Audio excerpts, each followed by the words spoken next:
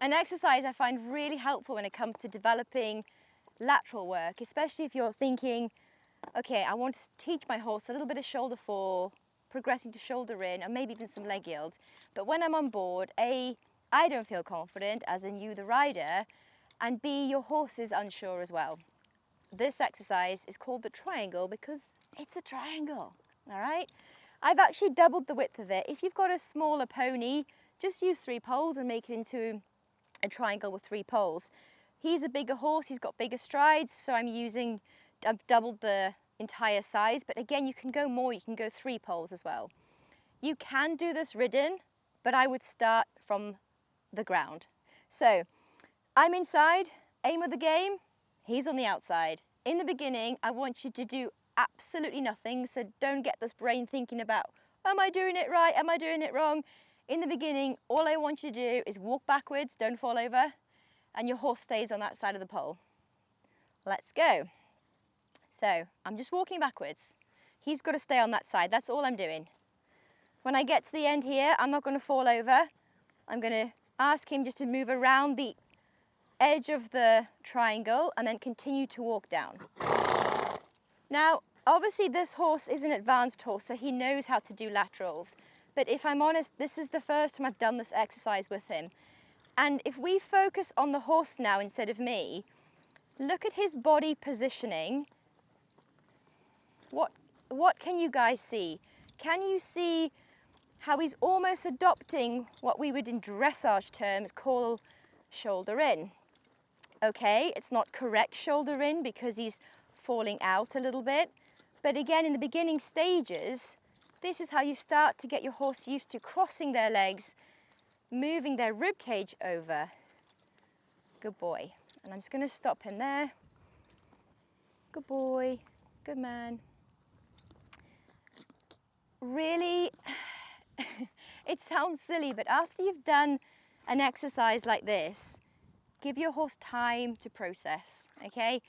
Sometimes we think if the horse isn't sweating or their heart rate isn't raised from a cardiovascular perspective, we're not working them.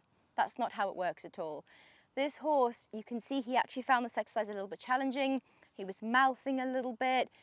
His pace around the triangle wasn't quite consistent, which says to me I wouldn't progress this. I would spend a bit of time working with him so that he does this relaxed, calm and fluent. When he's done it in that way, I'd progress this to maybe even under saddle. Just a little top tip, we're going to go on the other rein now. As the handler, if we focus on me now, you don't need a stick, by the way, but I just have the stick there. So if my horse got stuck, I would ask him to move his quarters around by just raising the stick. So if I just show you here, I raise the stick, he steps over more, and then I put the stick down. If I was to keep my stick up, all I would do I'd be chasing my horse, and I don't want to chase the horse. We need to remove the pressure to teach them that's the reward. Another little tip with this exercise, we're on the left rein here. Your hand that's on the lunge line, imagine that hand is following the line of the pole. So you keep the head and the neck in that position. See, I told you I'd fall over. And then you ask the body to come round. So look at my hand, it's following the line of the pole. It's straight there. Good boy. The other top tip as well, which people tend to get a little bit confused, and I did the same then, is when you get to the end, don't plant your body and just expect your horse to move round. You have to continue to walk backwards so that you make the movement very fluent. So I'll just show you that one more time. Good boy. So I'm walking backwards. When I get to the corner, I shorten my steps, but I continue to walk. I don't plant, get fixed, and then my horse gets just a little bit confused about what I'm asking him to do. Yeah, he's a good boy.